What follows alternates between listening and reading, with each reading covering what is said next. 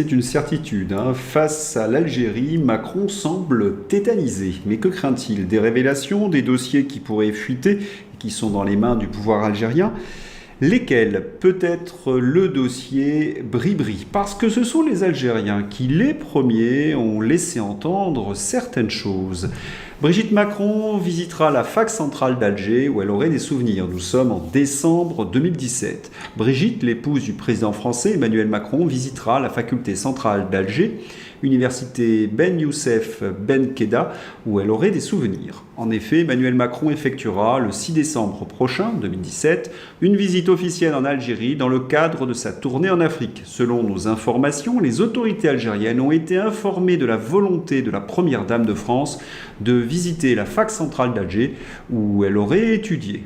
Actuellement, l'on a tout de même remarqué des travaux d'embellissement de l'université en question. Selon nos informations, les travaux ciblent plus particulièrement une salle que Brigitte Macron souhaiterait visiter. Cette rumeur, selon la presse française, a pourtant été confirmée par de nombreux journalistes algériens et repris par la presse africaine. Est-ce un moyen de pression, d'intimidation du pouvoir d'Alger? Un point important. L'affaire Bribri n'a éclaté qu'en 2020 avec l'enquête de Natacha Ray. Or, cet article date de 2017. Tirez vos conclusions. Il y a également d'autres accusations, et notamment sur le financement illégal de campagne. Rappelez-vous, leur thèse aux journalistes. Emmanuel Macron, lors d'une visite à Alger pour sa campagne en février 2017, où il est reçu tel un chef d'État, alors qu'il n'est même plus ministre, a rencontré des oligarques algériens, en même temps soutien du régime, pour obtenir des financements pour sa campagne, qui lui faisait alors cruellement défaut, en échange de son soutien au régime et à l'idéologie du FLN. Et qui est l'auteur de ce reportage et de ces accusations? Eh bien, ce n'est pas du tout un inconnu. C'est Jean-Baptiste Rivoire, ancien rédacteur en chef adjoint de l'émission Spéciale Investigation sur Canal+. Il a réalisé de nombreuses émissions d'investigation, notamment sur l'Algérie. Nous sommes en 2022 et il publie une série de documentaires sur Emmanuel Macron. C'est dans cette série que s'inscrit Macron l'Algérien en marche vers le cash.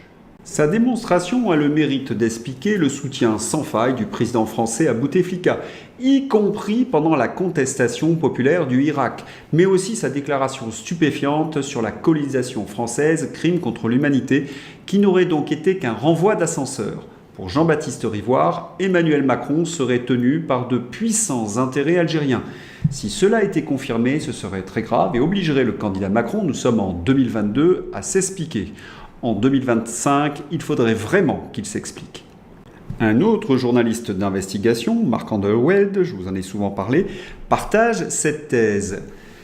Des cadavres dans le placard. L'essai fort instructif du journaliste Mark Underwood explique ce soutien par les liens étroits qu'Emmanuel Macron a tissés avec les hommes d'affaires les plus influents du régime algérien, à savoir Ali Haddad, l'ex-patron des patrons, et Issad Redrab, l'homme le plus riche d'Algérie. Le premier aurait été la tirelire du clan Bouteflika dont il a servi les pires turpitudes. Le second fut le principal homme d'affaires soutenu par l'ex-DRS, cette police politique qui fut pendant un quart de siècle la colonne vertébrale du système algérien. Alexandre Benalla a servi d'intermédiaire dans cette histoire, ce qui expliquerait sa totale impunité. Donc, à la lecture du livre de Mark Underwood, on a le sentiment en effet que les relations entre Emmanuel Macron et l'Algérie dissimulent quelques cadavres dans les placards. Il semblerait donc qu'Emmanuel Macron est tenu en laisse par le pouvoir algérien.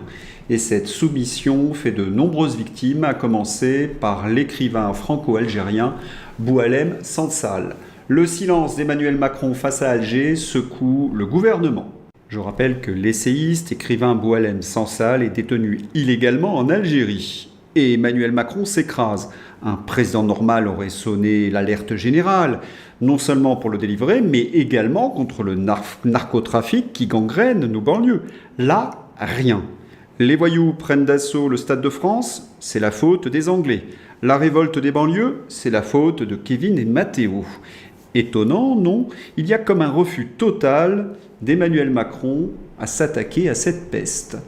Tous les sondages démontrent que les Français refusent l'invasion migratoire et ce, en masse. Un référendum loyalement posé donnerait des résultats massifs. C'est pour cela que nos dirigeants, Emmanuel Macron en tête, l'évitent. Ce sont les Français qui supportent cette inaction. La France devient un immense ghetto. Gilbert Collard, des lycéens de Reims, confinés après l'intrusion de jeunes cagoulés et armés de couteaux. Ce n'est pas en Ukraine, c'est en France. Mais où on va? Paris. Pronostic vital engagé pour un homme qui a reçu un coup de couteau en fin de carnaval. Vigny-sur-Seine, un homme poignarde 2 personnes, tuant l'une d'elles et blessant sérieusement l'autre. Explosion de la délinquance, explosion des agressions, quelle est la réponse de l'État? Ne plus mettre les délinquants en prison. Un rapport de la Cour des comptes étrille les alternatives à l'incarcération. Le taux de récidive, 5 ans après un TIG, est proche de 60%, soit un chiffre comparable à celui observé pour les peines de prison ferme. Les Français sont abandonnés et le président de la République ne pense qu'à une chose, la guerre. On résume la situation. Attentat à Mulhouse. Encore un OQTF déjà condamné. Oui, mais on a demandé 10 fois à l'Algérie, ils ne voulaient pas, on ne pouvait rien faire de plus. Zelensky dérape et se fait sermonner. Quelle honte, c'est la guerre, il faut se réarmer. Si vous croyez réellement que le but de ces gens est de protéger la France, on ne peut rien faire pour vous. Oh là là, les complotistes! Macron instrumentalise la guerre en Ukraine pour détourner l'attention des problèmes intérieurs. Oui, une théorie du complot. Vraiment? Les médias aux ordres sont en ordre de bataille. Oui, ils sont prêts pour la propagande. C'est un festival.